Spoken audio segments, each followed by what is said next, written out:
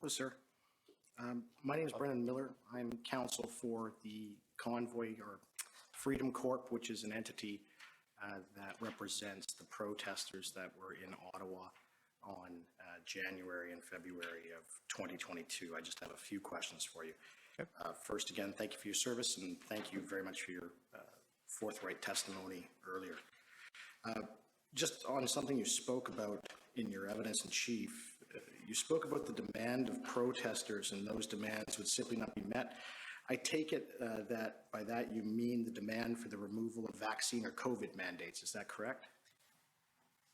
In the main, yes, there were a multitude of demands, but those were some significant ones, and for the federal government to drop some of their regulations and mandates, and we didn't feel that would be met, yes. Yes, right. And these questions are going to be, you're going to be able to know exactly where I'm going, so I'm just going to be blunt.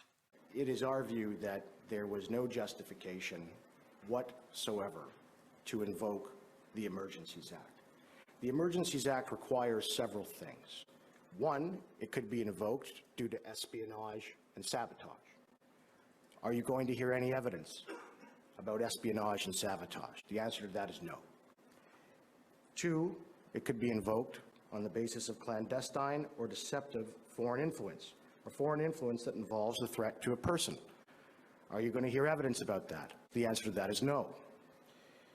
It also could be invoked on the basis of threats or use of acts of serious violence against persons or property. Are you going to hear evidence of violence against persons or property? The answer is no. Lastly, it can also be invoked if there is a group or persons trying to destroy or overthrow by violence the system of government of Canada. Are you going to hear evidence about individuals trying to do that? The answer is no. You didn't see any evidence in the intelligence of espionage or in support of espionage. Is that correct? That's correct. You didn't see any evidence in the intelligence of sabotage or anything in support of sabotage? That's correct. You didn't see anything in the evidence, any evidence in the intelligence of any form of foreign influenced activities within or relating to Canada that involved the threat to any person? I saw media accounts, yes. I saw no information collected or intelligence produced in that regard, no. To support that, no. Now, for my following question, when I say serious violence against a person, you'll understand I mean violence that would result in serious personal injury, okay? You didn't see any evidence in the intelligence of activities within or relating to Canada directed toward or in support of the threat of a use of acts of serious violence against persons for the purpose of achieving a political, religious, or ideological objective within Canada or a foreign state. So yes, I know where you're going, and I want to be fair to my colleagues in planning. I saw online rhetoric. I saw information on social media. I saw assertions of that type of activity. Information. I'm aware of no intelligence that was produced that would support concern in that regard. Thank you. And now for my next question, when I say serious violence against property, you'll understand I mean violence against property of the nature such as arson or destruction, a bomb, that sort of thing, okay?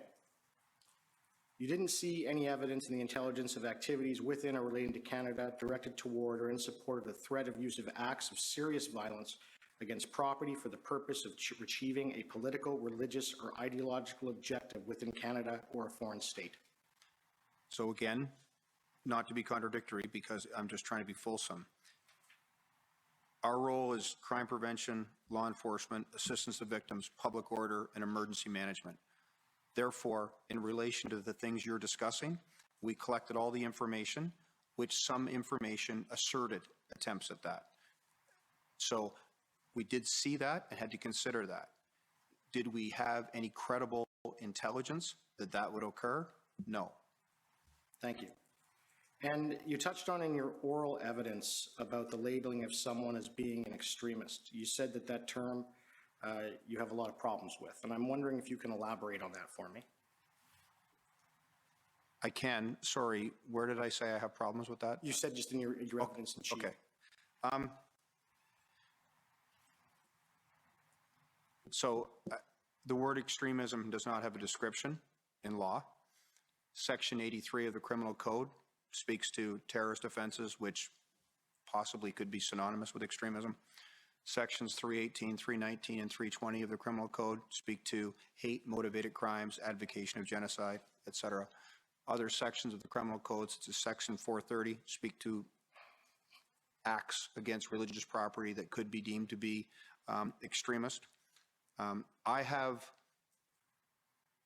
problems with the term because everyone has a subjective belief as to what extremism means. At the low end and banal end, it means someone I disagree with, and I find that problematic. As a working definition for myself, I utilize extremism and I try to premise it in law by somebody who would advocate and utilize violence to achieve their goals. And they could be motivated politically, ideologically, religiously, etc. Right. And I take it that in practice, if the federal government's intelligence apparatus or law enforcement sees a legitimate, credible threat, as we just discussed, they would let you know about it, correct? We work with the Canadian Security Intelligence Service on a daily basis. We have a provincial anti-terrorism section that is integrated with the Canadian Security Intelligence Service. We are integrated with the Integrated National Security Enforcement Team and have members on that. That is their threshold, and as you've cited, Section Part 2 of the Emergencies Act in terms of the threats to Canada. I communicated with my colleagues in INSET in Ottawa, INSET in Toronto, CSIS in Toronto, CSIS in Ottawa. They participated in the hand-in calls. I believe that I would have been informed. And in terms of those delineations, I guess I'll know more at the end of these hearings, but I received no information in relation to those, the probability of that activity. Right, and of course, the intelligence apparatus in Canada, they're not technically law enforcement. They provide information, and it is the OPP and the RCMP and the Ottawa Police Service who would carry out any law enforcement aspects with respect to any threat domestically, correct? Yeah, the O'Connor Commission spoke to that in the Arar inquiry. Yes. CSIS collects, advises, retains for government, security intelligence. We act on criminal intelligence and translate that into evidence for law enforcement action. Right, and the federal government would always tell you about these things because they don't want to have any Canadians and individuals harmed, right? They want you to protect them. We have a great relationship. I'm not trying to skirt your question. We have a great relationship with intelligence entities. I know that CSIS will present, as will the RCMP. We have a good relationship, and I believe that I would be informed. But I also believe that there would be instances where activity is occurring within that sphere that I may not be advised of because it may not be within my purview of the Police Services Act and criminal intelligence, international in scope, perhaps.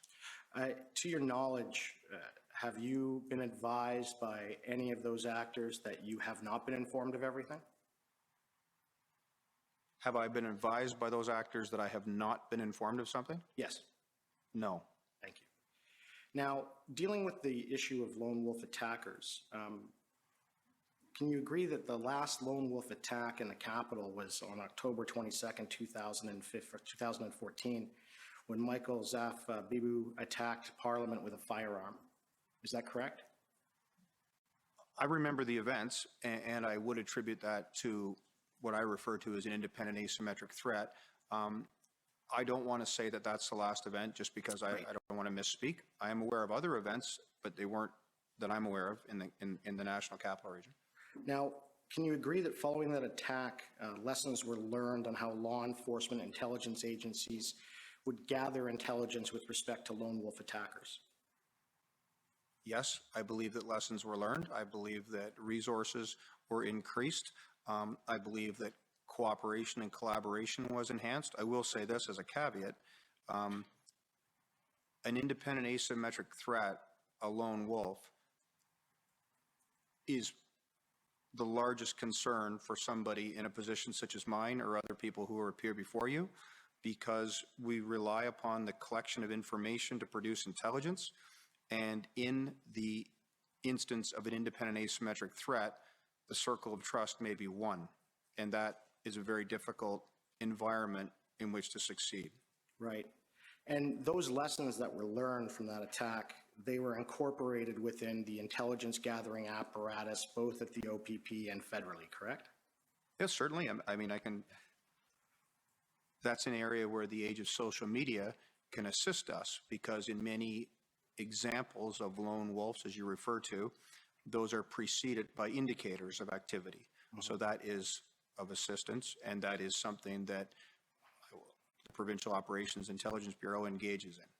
Right. And a lone wolf attack does not need a protest in order to be carried out, does it? It does not require one, no. Thank you. Those are my questions. Thank you. Next is